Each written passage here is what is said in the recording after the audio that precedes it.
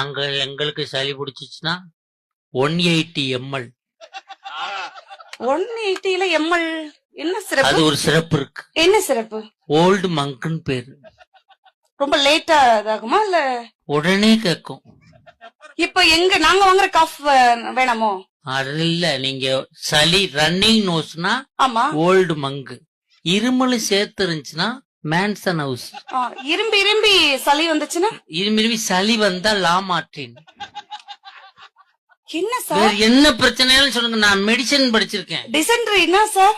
டிசென்ட்ரினாவா? ஆமா sir. டிசென்ட்ரினா பக்காடி lemon. ஓ, lemon போட்டா lemon juice போட்டா சரியாயிடும். ஓகே.